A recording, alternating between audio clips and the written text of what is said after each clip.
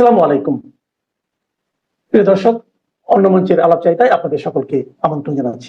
বাংলাদেশের উত্তরাঞ্চল রংপুর এবং বিশেষ করে রংপুরের গাইবান্ধার পলাশবাড়ি, এই নামগুলো এখন শুধু একটি উপজেলা বা জেলা হিসেবে সীমাবদ্ধ নেই। এখন এই জায়গার সঙ্গে জড়িয়ে গেছে ধর্মীয় সংবেদনশীলতা, রাজনৈতিক উত্তাপ, সাম্প্রদায়িক উদ্বেগ আর এক ধরনের ভূ রাজনৈতিক সন্দেহ। কেন? কারণ সেখানে একটি বিশাল ৭৫ ফুট উঁচু রামমূর্তি নির্মাণ প্রায় শেষের পথে। খেয়াল করবেন কোথায় হচ্ছে? বাংলাদেশের রংপুর ডিভিশনের গাইবান্ধা জেলার পলাশবাড়ি। সেখানে পলাশবাড়ি উপজেলা বাংলাদেশের উত্তরাঞ্চলের গাইবান্ধা জেলায়, এটি রংপুর বিভাগের অন্তর্গত। আর রাম মূর্তিটি তৈরি হচ্ছে গাইবান্ধা জেলার পলাশবাড়ি উপজেলার হোসেনপুর ইউনিয়নের রামচন্দ্রপুর বৃন্দাবন পাড়া নামের গ্রামে।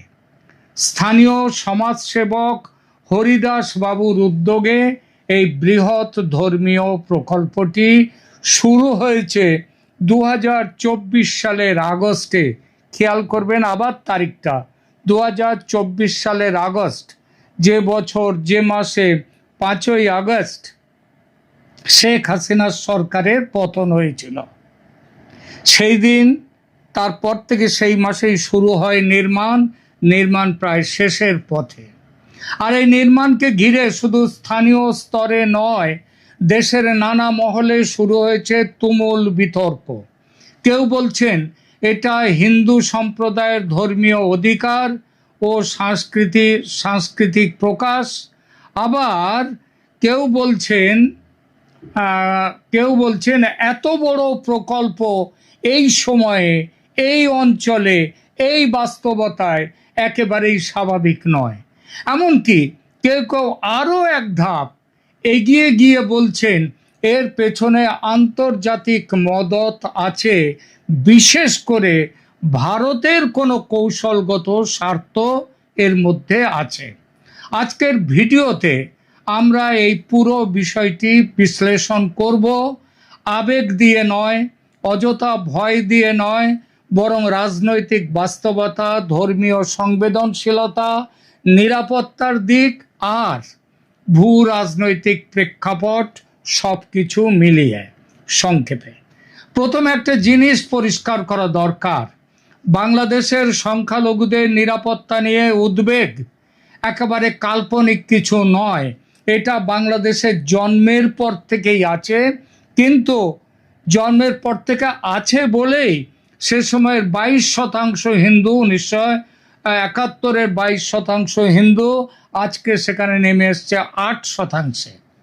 কিন্তু তা সত্ত্বেও বলবো, গত ২ বছরে নানা সময়ে হিন্দু সম্প্রদায় সহ সংখ্যালঘুদের বিরুদ্ধে হামলা, মন্দিরে আক্রমণ, বাড়িঘর ভাঙচুর, ভয় দেখানো, এসব ঘটনা বারবার আলোচনায় এসেছে এবং ভারত সরকার তাদের মৌনতা দূর করে তারা প্রতিবাদও জানিয়েছে মোহাম্মদ ইউনূসের আমলে, এবং তারেক রহমানের আমলেও প্রতিবাদ কিন্তু আসছে।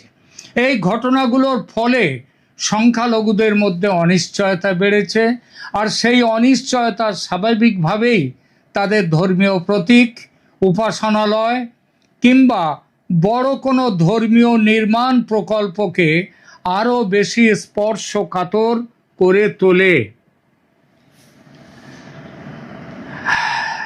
অর্থাৎ এমন একটা পরিবেশ যখন চলছে বাংলাদেশে, সেই সময়ে ৭৫ ফুট উচ্চতার রাম মূর্তি নির্মাণ করা শুধু একটি প্রকল্প নয়, এটা একটা বড় রাজনৈতিক বার্তাও দিচ্ছে। আর রাজনৈতিক বার্তা হলেই তার প্রতিক্রিয়া আসবেই। এখানেই শুরু হয় আসল জটিলতা। একদিকে আছে হিন্দু সম্প্রদায়ের দাবি, আমাদের ধর্ম পালনের অধিকার আছে, আমাদের মন্দিরে দেবমূর্তি স্থাপন করার অধিকার আছে আমাদের, আমাদের নিজস্ব জমিতে নিজের টাকায় ধর্মীয় স্থাপনা নির্মাণের অধিকারও আছে। এই যুক্তি সাংবিধানিকভাবে অস্বীকার করার সুযোগ নেই, কিন্তু অন্যদিকে আছে বাস্তবতা। বাংলাদেশের সাম্প্রতিক নিরাপত্তা পরিস্থিতি, হিন্দুদের ওপরে আক্রমণ মানে সংখ্যালঘুদের ওপর আক্রমণ, মৌলবাদী গোষ্ঠীগুলোর ব্যাপক উত্থান, সামাজিক মাধ্যমে প্রবল উস্কানি, ধর্মীয় পরিচয়কে কেন্দ্র করে উত্তেজনা, আর তার সঙ্গে যুক্ত হয়েছে ভারত বাংলাদেশের সংবেদনশীল সম্পর্ক, যে সম্পর্ক তারেক রহমানের আগে মোহাম্মদ ইউনূসের সময় তো একটা ব্রেক ইভেন পয়েন্টে চলে এসেছিল। সেই সম্পর্কটা উন্নতি হবে ভাবা গিয়েছিল, উন্নতি হয়নি। তারেক রহমানের সময়ে সম্পর্ক এখন আরও খারাপের দিকে। ফলে এই সব কিছু মিলিয়ে একটা মূর্তি শুধু মূর্তি থাকে না, ওটা হয়ে যায় একটা প্রতীক। কেউ দেখছে ধর্মীয় স্বাধীনতার প্রতীক হিসেবে, কেউ দেখছে রাজনৈতিক শক্তি প্রদর্শনের প্রতীক হিসেবে, আবার কেউ দেখছে প্রতিবেশী দেশ ভারতের কৌশলগত প্রভাব বিস্তারের সম্ভাব্য ইঙ্গিত হিসেবে। এবার আসি সবচেয়ে বিতর্কিত প্রশ্নে, এই মূর্তি নির্মাণের পেছনে কি আন্তর্জাতিক মদত আছে? আরও স্পষ্ট করে বলি, ভারতের মদত কি আছে? এখানে আবেগের চেয়ে তথ্য বেশি জরুরি। যে কোনো বড় নির্মাণ প্রকল্পের জন্য অর্থ লাগে, সংগঠন লাগে, নিরাপত্তা লাগে, প্রশাসনিক ছাড় লাগে, আর স্থানীয় সমর্থনও লাগে। ৭৫ ফুট উঁচু রাম মূর্তি সত্যি প্রায় শেষ পর্যায়ে পৌঁছে গিয়েছে। তাহলে প্রশ্নটা অস্বাভাবিক নয়, এত অর্থ কোথা থেকে এলো, কে দিল? স্থানীয় দান অনুদানেই কি এটা সম্ভব, নাকি এর পেছনে কোনো বাইরের উৎস আছে? এত টাকা খরচ করার কথা যে হিন্দু যে ব্যবসায়ীর নামে করা হচ্ছে, বলা হচ্ছে, প্রশ্ন উঠেছে যে তার কি এত টাকা খরচ করার মতো টাকা তার আছে? এই প্রশ্নগুলো কিন্তু বৈধ প্রশ্ন, কিন্তু বৈধ প্রশ্ন আর প্রমাণিত দাবি এক জিনিস নয়। এখানে অনেকেই ধরে নিচ্ছেন ভারতের মদত আছে, কারণ একজন ভারতীয় কূটনীতিকও পর্যন্ত এই নির্মাণ অনুষ্ঠানের সূচনায় উপস্থিত ছিলেন। যে কারণে বাংলাদেশের ভেতরে কিছু রাজনৈতিক গোষ্ঠী ভারত বিরোধী বা ভারত ভীতিমূলক ব্যাখ্যা দিচ্ছে, কিন্তু শুধু একজন কূটনীতিকের উপস্থিতি বা সন্দেহের ওপর ভিত্তি করে আন্তর্জাতিক ষড়যন্ত্র প্রমাণ করা যায় না। তবে এটাও ঠিক, দক্ষিণ এশিয়ার রাজনীতিতে সাংস্কৃতিক ও ধর্মীয় প্রতীক খুব সহজে ভূ রাজনৈতিক অর্থ পেয়ে যায়। বাংলাদেশ ভারত সম্পর্কের ইতিহাস এমনিতেই সংবেদনশীল। সীমান্ত, নদী, বাণিজ্য, আশ্রয়, নিরাপত্তা, ধর্মীয় পরিচয়, এখন আবার এসেছে পুশব্যাক, এর ওপরে আছে গঙ্গা জল বন্টন চুক্তি, তিস্তা জল বন্টন, তিস্তা বাঁধ প্রকল্প, ভিসা ইত্যাদি সব কিছু মিলিয়ে এমন একটা পরিস্থিতি তৈরি হয়েছে যেখানে সন্দেহ তৈরি হওয়াটা অস্বাভাবিক কিছু নয়। আর এই সন্দেহ যখন একটি বিশাল রাম মূর্তি ঘিরে তৈরি হয়, তখন বিষয়টা শুধু ধর্মীয় থাকে না, রাজনৈতিক হয়ে যায়। আর রাজনৈতিক হলে তা নিরাপত্তার প্রশ্নেও পৌঁছে যায়। এবার আর একটা গুরুত্বপূর্ণ প্রশ্ন, ইসলামী মৌলবাদীরা কি সত্যিই শক্তি সঞ্চয় করেছে বাংলাদেশে? অনেক পর্যবেক্ষক বলছেন হ্যাঁ, শুধু ভারতের নয়, বাংলাদেশেও বলছেন, এবং বাংলাদেশের বাইরে বিশ্বের অন্যত্রও পর্যবেক্ষকরা বলছেন হ্যাঁ, বাংলাদেশে মৌলবাদী ইসলামী শক্তিরা শক্তি সঞ্চয় করেছে বিপুলভাবে, যার জন্যে মোহাম্মদ ইউনূসের অবদান, এবং এখন অবদান হচ্ছে তারেক রহমান সরকারের। সাম্প্রতিক সময়ে কিছু সংগঠন, কিছু বক্তা, কিছু অনলাইন অ্যাক্টিভিস্ট এবং কিছু রাজনৈতিক ধর্মীয় গোষ্ঠী প্রকাশ্যে অনেক বেশি আক্রমণাত্মক ভাষা ব্যবহার করছে হিন্দুদের বিরুদ্ধে, ভারতের বিরুদ্ধে। তারা মন্দির ভাঙার হুমকি দিচ্ছে, মূর্তি গুঁড়িয়ে দেওয়ার ঘোষণা করছে, তৌহিদি জনতার নামে রাস্তায় নামার কথা বলা হচ্ছে, ভারত অভিযান করো। এগুলো সাধারণ ধর্মচর্চা নয়। তারা শুধু রাম মূর্তি ভেঙে ফেলার কথা বলছে না, তারা ভারতের বিরুদ্ধে যুদ্ধ ঘোষণা করছে। মোদি, অমিত শাহ, শুভেন্দু অধিকারীকে হত্যার কথাও বলছে, ভারতে ইসলামী রাজ প্রতিষ্ঠার কথা বলছে, আর গ্রেটার ইসলামিক বাংলাদেশ গঠনের কথা, পশ্চিমবঙ্গকে নিয়ে আরও কিছু রাজ্যের কিছু কিছু টুকরো নিয়ে করবার কথা। এটা তো সবাই জানে, এটা তো স্বয়ং মোহাম্মদ ইউনূস পর্যন্ত দেখিয়ে দিয়ে গেছেন, প্রমাণ করে দিয়ে গেছেন। এই সবগুলো হচ্ছে উগ্র রাজনীতির ভাষা। এখানে সবচেয়ে উদ্বেগের জায়গা হলো যখন ধর্মকে রাজনীতির অস্ত্র হিসেবে ব্যবহার করা হয়, তখন সংখ্যালঘুরা শুধু ভয় পায় না, রাষ্ট্রের ওপর আস্থাও হারাতে শুরু করে। রাষ্ট্র যদি তাদের নিরাপত্তা দিতে না পারে, তাহলে বড় ধর্মীয় নির্মাণ প্রকল্প তাদের কাছে সাহসী উদ্যোগ হয়ে দাঁড়ায় অবশ্যই, কিন্তু একই সঙ্গে বিরাট বড় ঝুঁকিপূর্ণ হয়ে যায়। এই দ্বৈত বাস্তবতা খুব স্পষ্ট। একদিকে হিন্দুদের গর্বের প্রকাশ, আমরা মন্দির তৈরি করব, অন্যদিকে আতঙ্ক, আমাদের প্রিয় শ্রীরামের মূর্তি ভেঙে ফেলবে কিনা, মন্দির অপবিত্র করবে কিনা। আর এই আতঙ্ক থেকেই জন্ম নেয় নানা ধরনের গুজব, ষড়যন্ত্র, তত্ত্ব, রাজনৈতিক অতিরঞ্জন। যেমন কেউ বলছেন এই মূর্তি নাকি কেবল ধর্মীয় নয়, বরং ভারতীয় কৌশলগত স্বার্থের অংশ। কেউ বলছেন এই মূর্তির কোনো ক্ষতি হলে ভারতের রংপুর সংক্রান্ত কোনো অজুহাত, মানে আরো স্পষ্ট করে বলি, ভারত কার্নাড নামে যে কৌশলবিদ, যাকে নিয়ে আমি গতকালই একটি ভিডিও করেছি, যারা দেখেননি তারা দেখে নেবেন, যে রংপুরকে ভারতের অন্তর্ভুক্ত করার জন্যে আমাদের কৌশলবিদ ভারত কার্নাড তিনি কি বলেছেন। তো এই মূর্তির, অনেকেই বলছেন এই মূর্তির কোনো ক্ষতি হলে ভারতের রংপুর সংক্রান্ত অজুহাত তৈরি হতে দেরি হবে না। মনে রাখতে হবে, ভারতের বর্তমান সরকারের অন্যতম তাত্ত্বিক পরামর্শদাতা ভারত কার্নাড, যার কথা বলছি, গতকালও বলেছি, বারবার বলছেন শিলিগুড়ি করিডর মজবুত করতে ও চওড়া করতে ভারতের উচিত এই মুহূর্তে রংপুর ডিভিশনকে দখল করে ভারতের সঙ্গে জুড়ে নেওয়া। আর মনে রাখতে হবে, এই বিশাল রাম মূর্তি এবং সনাতন ধর্মীয় কমপ্লেক্সটি তৈরি হচ্ছে সেই রংপুর ডিভিশনে।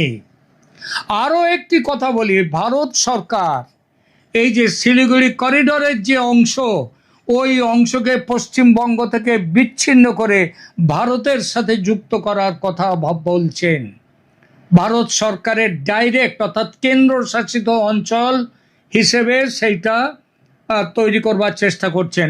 এটা মমতা ব্যানার্জির সময় হয়েছিল, কারণ মমতা ব্যানার্জি স্পষ্টভাবেই ছিলেন বাংলাদেশের ওই রাজনীতির সপক্ষে। কিন্তু এখন মমতার সরকার চলে গেছে, এখন এসছে শুভেন্দু অধিকারীর সরকার, বিজেপি সরকার। এখন হয়তো বাংলাদেশের এই যে শিলিগুড়ি করিডর সন্নিবিষ্ট এই যে অঞ্চলটা, এই অঞ্চলটাকে হয়তো অত তাড়াতাড়ি ভারত সরকার কেন্দ্রশাসিত অঞ্চল নাও করতে পারে, তবে করতেও পারে ভবিষ্যতের কথা মনে রেখে। মনে রাখতে হবে, এই বিশাল রাম মূর্তি এবং সনাতন ধর্মীয় কমপ্লেক্সটি তৈরি হচ্ছে এই রংপুর ডিভিশনেই। এখানে রাধাকৃষ্ণের মন্দির ও কালীমাতার মন্দির তৈরি হয়েছে, একই সঙ্গে রাম মূর্তির সঙ্গে তৈরি হচ্ছে 28 ফুটের আদি যোগী শিব মূর্তি এবং 53 ফুটের ভগবান কৃষ্ণ মূর্তি, এবং তার সঙ্গে ভগবান শ্রীরামের 75 ফুটের মূর্তি বাংলাদেশে। অর্থাৎ এক কথা, ইসলামী বাংলাদেশের বুকে বিশাল একটা মন্দির কমপ্লেক্স তৈরি করে যেন ওখানকার হিন্দুরা চ্যালেঞ্জ ছুড়ে দিচ্ছে সেখানকার মৌলবাদীদের প্রতি। বিষয়টা কিন্তু আদৌ ছোট নয়। প্রশ্ন উঠছে, এই সাহস সেখানকার হিন্দুরা পেল কি করে? আরও একটা প্রশ্ন, শেখ হাসিনার আমলে এই সব মূর্তি নির্মাণের পরিকল্পনা পাশও হয়েছিল, কিন্তু কাজ শুরু হয়েছে তার পতনের পর এবং ঝড়ের গতিতে সম্পন্ন হওয়ার পথে সেই কাজ। উদ্বোধন এই জুলাই মাসে। এই সাহস কি অবাক করার মতো নয়? আর এটা অনুমান করেই অনেকেই এমনও বলছেন শিলিগুড়ি করিডর নিরাপদ করতে ভারত এই পরিকল্পনা তৈরির পশ্চাতে। এই মূর্তি ও মন্দিরের ক্ষতি হলে রংপুর দখলে দেরি করবে না ভারত ভবিষ্যতে আরো কঠোর পদক্ষেপও নিতে পারে। এসব কথার মধ্যে কিছু বাস্তব ভৌগোলিক উদ্বেগ আছে ঠিকই, জল্পনা আছে, কিন্তু বাস্তবতাকেও অস্বীকার করা যায় না। শিলিগুড়ি করিডর ভারতের জন্য অবশ্যই কৌশলগতভাবে গুরুত্বপূর্ণ, কিন্তু সেটাকে সরাসরি রংপুর দখল বা বাংলাদেশ অভিযান কথায় নামিয়ে আনা, এটা এই মুহূর্তে রাজনৈতিক জল্পনা বলা যেতেই পারে। আন্তর্জাতিক আইন, কূটনীতি, সীমান্ত বাস্তবতা এসব বিষয় এত সরল নয়। কোনো মন্দিরে হামলা হলেই একটি রাষ্ট্র আরেকটি রাষ্ট্রের ভূখণ্ডে অভিযান চালাবে, এটা বাস্তব নীতি নয়। তবে সে সম্ভাবনা উড়িয়ে দেওয়াও যায় না। বিশেষত সেখানকার মন্দির, সেই মন্দির রক্ষা করতে গেলে হিন্দুদের উপরেও আক্রমণ আসবে, অনেক হতাহত হতেই পারে। এই হতাহত হলে ভারত হাত গুটিয়ে আর বসে থাকবে না, কারণ এই ভারত, মোদির ভারত সেই পুরনো ভারত নয় যেখানে মেরেছ কলসির কানা তাই বলি কি প্রেম দেব না, এই ভারত আর নেই। সবচেয়ে বড় কথা, বাংলাদেশের রাম মূর্তির গায়ে হাত পড়লে তার প্রতিক্রিয়া ভারতের জনগণের মধ্যেও নিদারুণ হবে, এটা বললে একদম ভুল নেই। তাহলে আসল সমস্যাটা কোথায়? সমস্যাটা তিনটি স্তরে। প্রথমত, সংখ্যালঘুদের নিরাপত্তা সংকট। বাংলাদেশে হিন্দু সম্প্রদায়ের বড় অংশ এখনো নিরাপত্তাহীনতা অনুভব করে এবং দিন দিন তাদের নিরাপত্তাহীনতা বাড়ছে এই ইউনূসের আমলে এবং তারপরে তারেক রহমান সরকারের আমলে। এই অনুভূতি শুধু মানসিক নয়, এর পেছনে বাস্তব ঘটনার অভিজ্ঞতা আছে। দ্বিতীয়ত, মৌলবাদী রাজনীতির উত্থান। ধর্মীয় আবেগকে ব্যবহার করে কিছু গোষ্ঠী রাজনৈতিক প্রভাব বাড়াতে চাইছে। বাংলাদেশে পাকিস্তান তার পা আরো শক্ত করে রাখছে। এতে রাষ্ট্র দুর্বল হচ্ছে, সমাজ বিভক্ত হচ্ছে, আর সাধারণ মানুষও আতঙ্কিত হচ্ছে। তৃতীয়ত, ভূ রাজনৈতিক সন্দেহ। ভারত বাংলাদেশ সম্পর্কের মধ্যে আজ যে অবিশ্বাসের জাল ক্রমশ ঘিরে ধরছে, সেটা কোনো ধর্মীয় প্রকল্পকে সহজেই আন্তর্জাতিক রাজনৈতিক ইস্যুতে পরিণত করবে। ফলে স্থানীয় একটি মন্দিরে হাত পড়লে জাতীয় রাজনীতি পেরিয়ে আন্তর্জাতিক আলোচনায় সেটা চলে আসবেই এবং তার প্রতিক্রিয়াও দেখা যাবে। এখানে একটা কথা, খুব গুরুত্বপূর্ণ কথা বলতে চাই। যে কোনো ধর্মীয় স্থাপনা নির্মাণের অধিকার থাকা, এটা হচ্ছে সেখানকার সংখ্যালঘু মানুষের অধিকার, এবং যখন এই অধিকারের অর্থ ইত্যাদি জমি কোত্থেকে আসছে সেসব জেনেই প্রশাসন অনুমতি দিয়েছে, তখন সেই নিয়ে আর কোনো প্রশ্ন করা যায় না বর্তমানে। তবে যেটা জানা যাচ্ছে, দেশের আইন মেনেই এই নির্মাণ হচ্ছে। এই নির্মাণের অনুমতি দিয়েছিল শেখ হাসিনার সরকার। যখন দেশে 560টি বিশালকায় মডেল মসজিদ তৈরি করলেন শেখ হাসিনা, তখন হিন্দুরাও দাবি করেছিল তারা তাদের নিজেদের টাকায় তৈরি করতে চায় বিশাল মূর্তি কমপ্লেক্স, কারণ শেখ হাসিনা বলেছেন এই টাকা সৌদি আরব দিয়েছিল। সুতরাং হিন্দুরা যখন বলল যে তারা নিজেদের টাকায় তারা মন্দির করবে, নিজেদের জমিতে, নিজেদের ক্ষমতায়, শেখ হাসিনা তার আইন মেনেই সেটাকে পাশ করে গিয়েছেন। সুতরাং হিন্দুরা যে জোর করে অবৈধভাবে মন্দিরটি এবং ওই সব মূর্তি তৈরি করছে, শ্রীরামের 75 ফুট মূর্তি তৈরি করছে, তা একদমই নয়। এই পরিস্থিতিটা আমাদের কিভাবে দেখা উচিত? আমি মনে করি এইখানে এই মন্দির, সেটা নিরাপত্তার ব্যবস্থা সরকারকে করতে হবে। মন্দির, মূর্তি, মসজিদ, গির্জা সব ধর্মীয় স্থাপনায় রাষ্ট্রের সুরক্ষার মধ্যে থাকা উচিত। আর ধর্মীয় স্থানে হামলা মানে শুধু একটি স্থাপনায় আঘাত নয়, তা সমাজের সম্পূর্ণ সংখ্যালঘুদের ওপর আঘাত। তৃতীয়ত, আরেকটি কথা হচ্ছে রাজনৈতিক দায়িত্বশীলতা। হিন্দু বিদ্বেষ, মুসলিম বিদ্বেষ, ভারত বিদ্বেষ বা সাম্প্রদায়িক উস্কানি, এগুলো দিয়ে সাময়িক রাজনীতি করা যায়, তা কিন্তু দীর্ঘমেয়াদে রাষ্ট্র ধ্বংস হয়। যারা ধর্মীয় সংবেদনশীলতাকে ঘিরে ভোটের খেলা খেলতে চাইছে বাংলাদেশে, তাদের বিরুদ্ধে জনমত তৈরি হবে এবং মনে রাখতে হবে তাদের দিকে কিন্তু নজর রেখে দিয়েছে সমস্ত ভারত, তো দেখে দিয়েছে ভারতের জনগণও। বাংলাদেশ এখন একটা সময় পার করছে যেখানে প্রত্যেকটি ধর্মীয় প্রতীক, প্রতিটি সংখ্যালঘু ইস্যু, প্রতিটি ভারত সম্পর্কিত সংবাদ সবকিছুই অবিশ্বাসের চোখে দেখা হচ্ছে। এই পরিবেশে ৭৫ ফুটের রাম মূর্তি শুধু একটি ভাস্কর্য নয়, এটা হয়ে গেছে রাষ্ট্র, ধর্ম, পরিচয় আর ভূ রাজনীতির সংযোগ স্থল। তার নিরাপত্তা নিশ্চিত করতে হবে বাংলাদেশ সরকারকে। তাদেরকে মনে রাখতে হবে ভারতের মানুষ শ্রীরামের মূর্তির অমর্যাদা সহ্য করবে না। যদি সে দুঃসাহস কারো হয়, মানে কোনো মৌলবাদী শক্তির হয়, তবে তার খুব বড় মূল্য দিতে হবে। রামের গায়ে হাত পড়লে ভারতের জনতা বিপুল বিক্ষুব্ধ হবে, এটা মানতেই হবে। আর রংপুর অভিযান তখন কিন্তু হয়ে উঠবে এক বাস্তবতা। তাদের বিরুদ্ধে লড়াই ফেসবুকে হবে না, সামাজিক মাধ্যমে লড়াই হবে না, লড়াই হবে সরাসরি গুলি গোলা বন্দুকে। এখনকার মতো এখানেই রাখছি।